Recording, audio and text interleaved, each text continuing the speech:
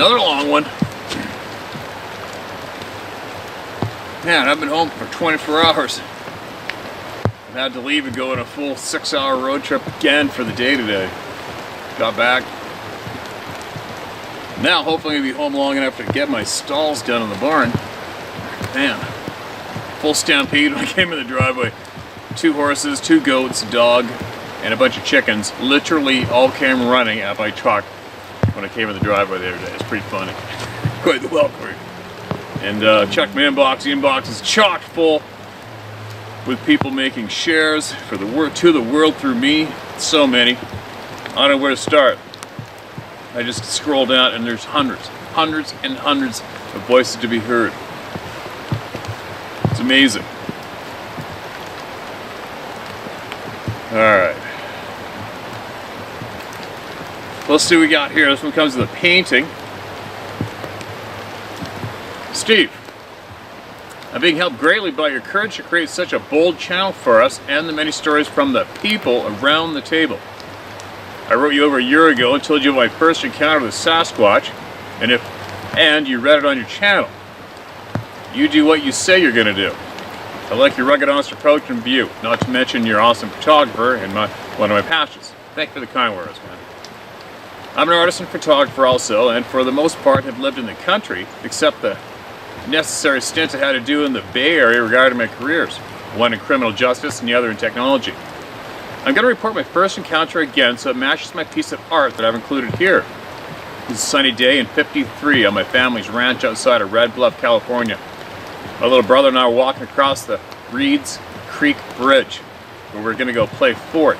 My brother ran over to the left side of the bridge, and he was looking over the rail. I was on the right side and hearing a rustling of bushes. I turned my head to look, and there on the creek bed below was a juvenile male. He was lean, about 6 feet tall, and had dark brown hair that was about 2 inches long. No hair on his dark face or hands. He had no sagittal crest. In 1953, no one was talking or really aware of these beings. So I was curious and amazed. We had eye contact, and I could tell he was very intelligent, and the sighting was about a minute long before he disappeared in plain sight. I remember having the feeling of disappointment because he slipped away before I could figure out what he was. I climbed down the bank and went over to where he had stood and actually looked over for footprints because I wanted to follow him into the woods. There were none. At dinner that night, I shared my experience with my family. My father knew what I saw and told me he had experiences with them in Wisconsin, where he was raised.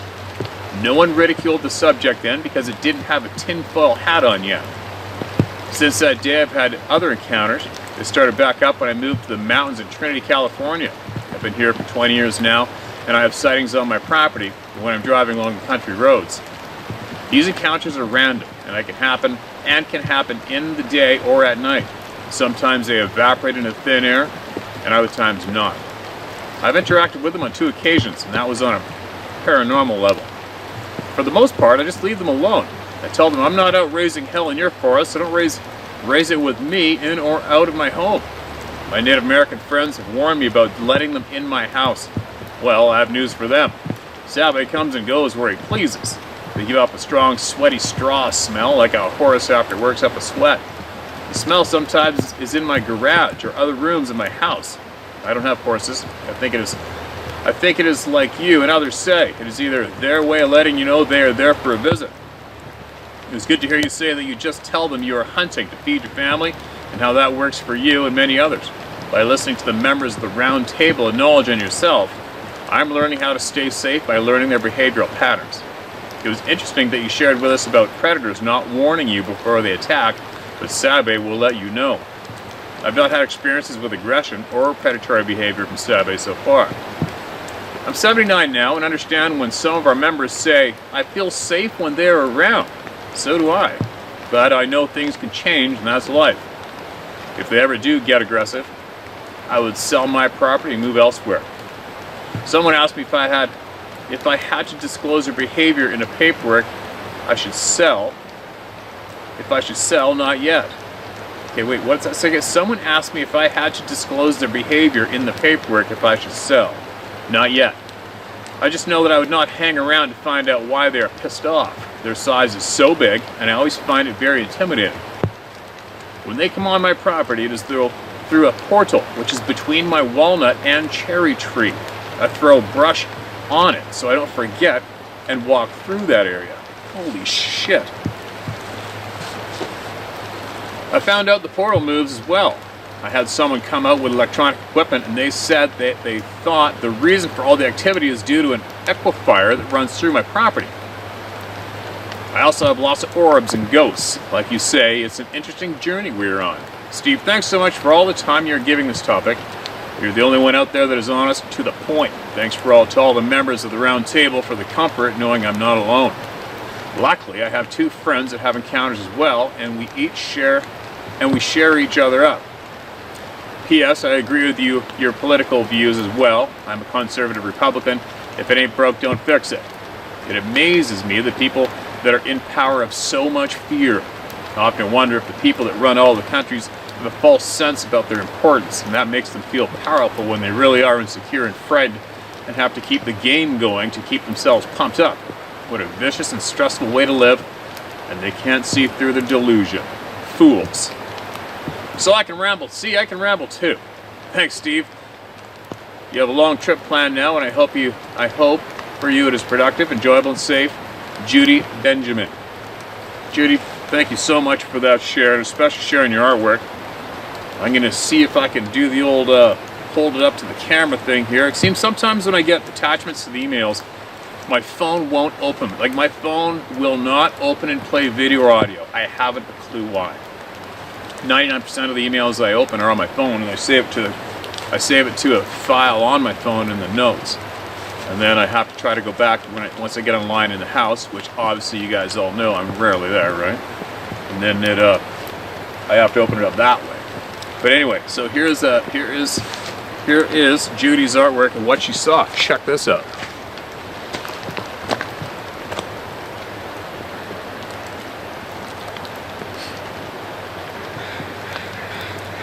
That'd be something else to see that standing there looking at you, wouldn't it? And she said that by the looks of that being, it was a juvenile, 6 feet, lean. How amazing is that? Anyways, I'm at the back river again. Normally I take my quad down there, but unfortunately the brand new quad is broken. I don't know why. It went into my truck flying up north, and I just unloaded it out of my truck, and it doesn't want to go. And then to top it up, I put a gate at the top of the road here to get down to the riverbank here. I don't know why. The last time I was here was when I videotaped that salmon in the dark and the headlights in the quad. Nobody's here now, and there's a fair amount of river down there in the water. Fair amount of water. There's a fair amount of water down in the river right now, but it's fairly clear, so it means a canned steelhead in there. Steelhead fish. But anyway, before I get distracted and want to go fishing, let's get somebody else heard.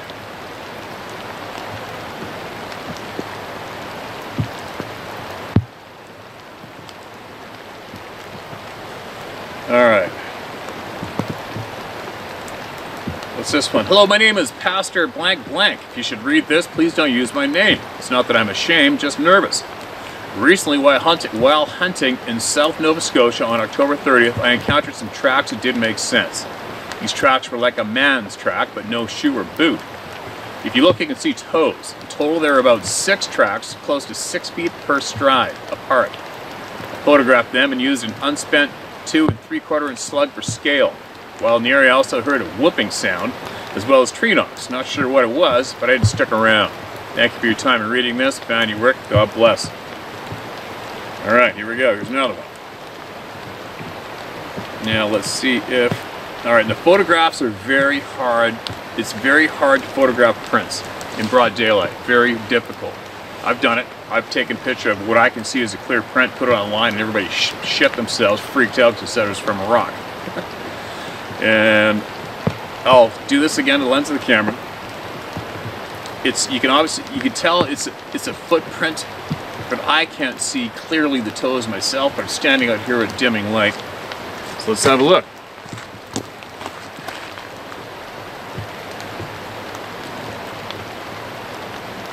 I'm sure some of you are going to screenshot that. Let's go to the top half of the print. There's the slug. Bottom. Obviously it's some kind of a print, right? And there's no shortage of them. There's thousands of them.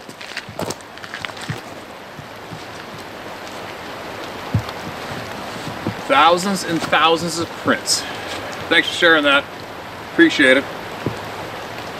And if you come across knowledge that people can benefit from, you make sure you get it to us, alright?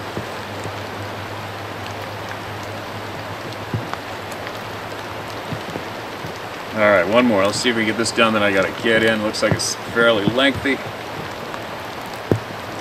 Hey Steve, love what you're doing. Keep up the good work. Feel free to use my name, Carl Bryson, because I could care less what other people have to say or think about this.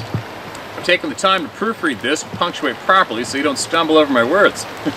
That doesn't mean I'm going to stumble. But thanks for that. I'm 57 years old and I've worked for the last 27 years as a computer programmer. I now do full-time video work for the same company. I've watched your channel for a few years now and have heard you share many great stories, some of which bear some resemblance to my encounter. I want to share my story with you, not because it's remarkable in any way, but more so because of where it happened. It seems that most of the emails you get are from the West Coast of the United States. I haven't heard too many stories from Northern Ontario, so I want to share it for this reason. Maybe others have had similar experiences in this area.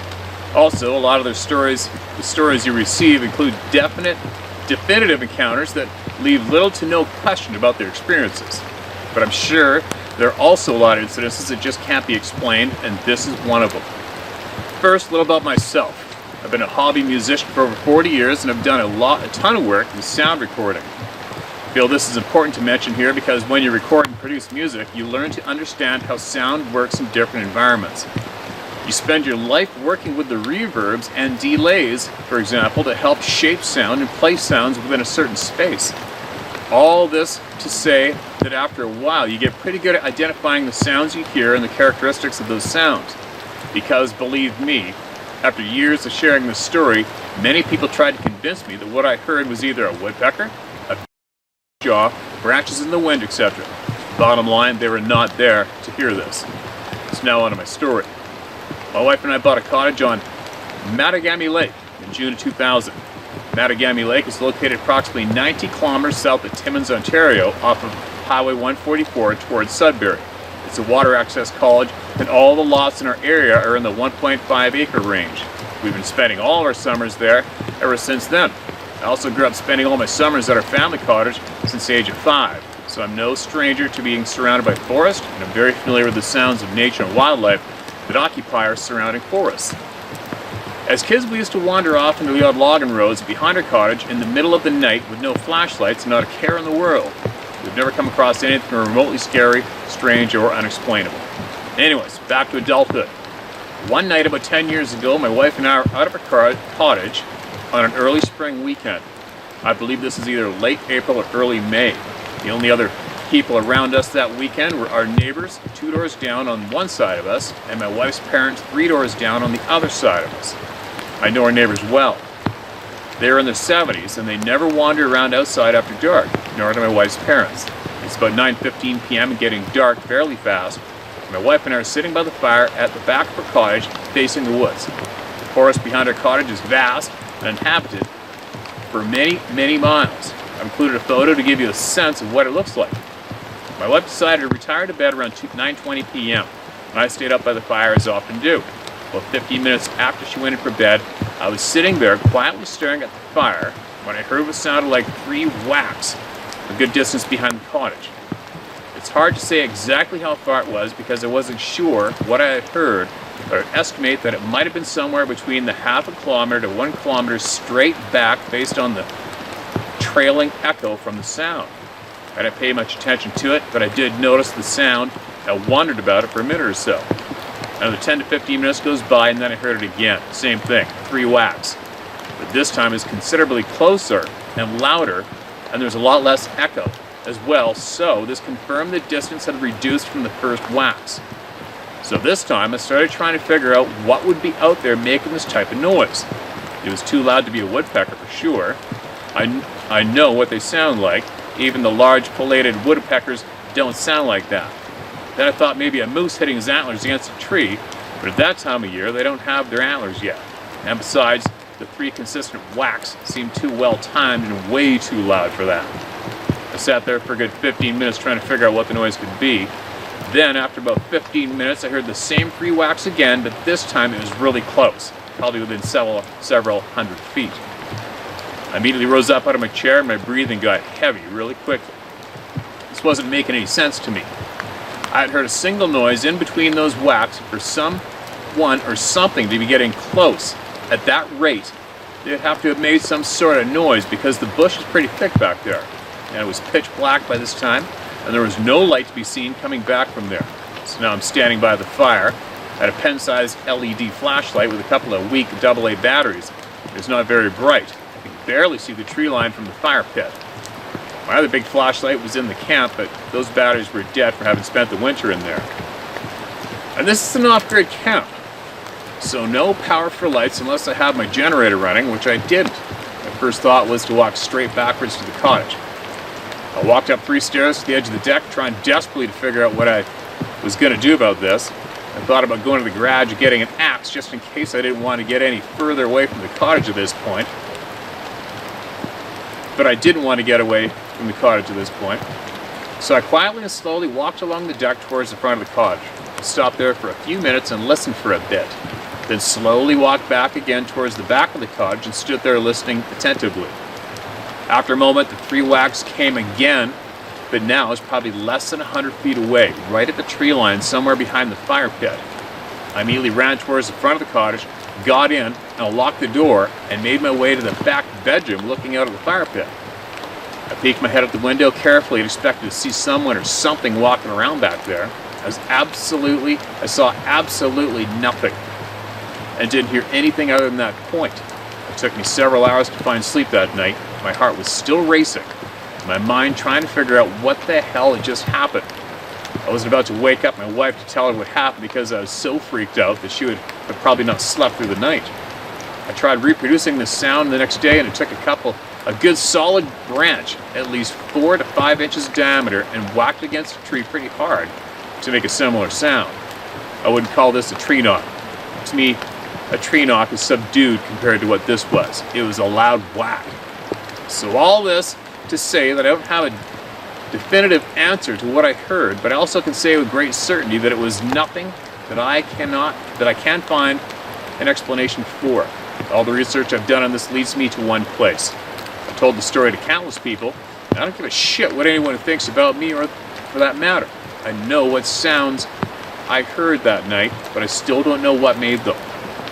Not knowing any better, at a later date, I contacted the BFRO, bracket useless, end bracket, via email to share my story. Someone there called me to ask me a few questions. I distinctly could recall him asking me if I believed in Bigfoot. My answer was that I didn't believe or disbelieve because I had no experience that could definitively offer proof.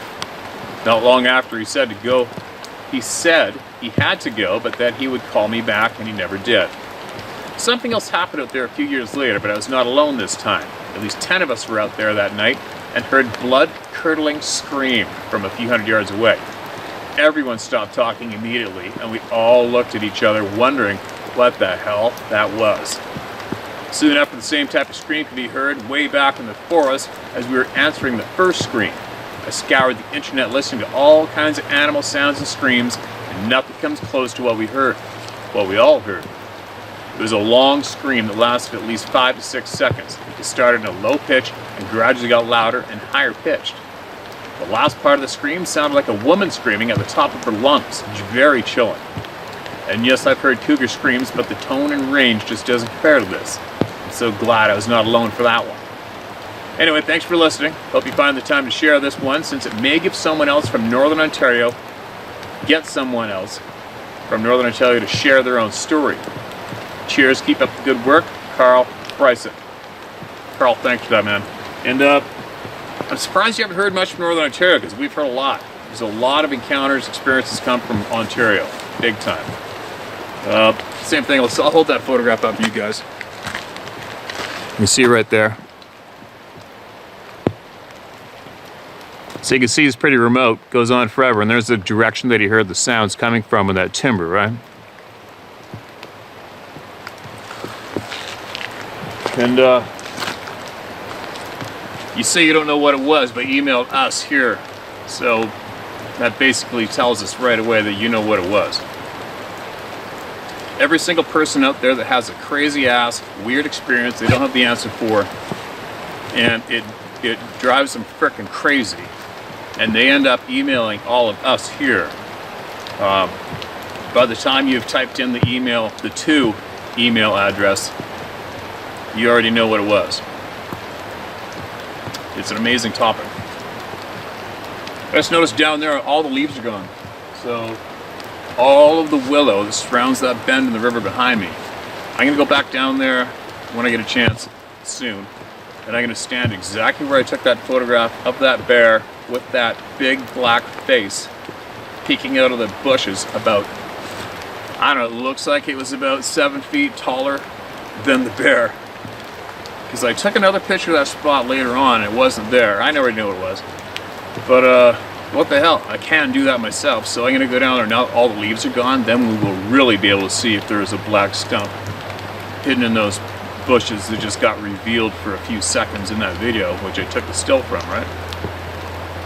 Then I haven't even unpacked my other pickup truck yet with my stuff from traveling down from up north. So I got to get that done tomorrow. I really got to get going on my stalls and my barn and get caught up on a bunch of this. But one thing that's on my mind that I really want to get done for everybody, and especially the person that sent it to me, is the law officer who sent me the videotape, broad daylight, of that big, large, upright being in the riverbed, in the water. And all I got to do is get it stabilized up, email him back, see if they've got their short little clip of a human being standing up there for me to add on the video, which would be superb. And then I'll get that shared with the world, because he shared all of us to finally share it with. It's never been shared ever before, and it's 100% a very large, black, upright being in the river. Broad daylight. So, I know I've mentioned that video clip before, and obviously I've been away for, what, a month? And now I'm back. And you guys know that I have a bunch of shit I got to catch up on, but that is one of my top priorities, is to get that video clip stabilized, and then I will get it straight to you as soon as I get that done, alright? There's no secrets here, nothing's held back here, as you know, unless somebody asks me for respect, to respect their request of me not sharing publicly what they want to share with me. It is what it is. It happens fairly often, and I don't give a shit what anybody says. Give somebody your word, you go against that, you are nothing. Alright? If you can't understand that, I feel sorry for your ass. Anyway. Time to go. I'll get a lot more shares out regularly and very soon. There's a lot of people that need to be heard. A lot of people need to get this shit off their chest, and a lot of people need their respect back. And this is where they're getting it back. See you soon.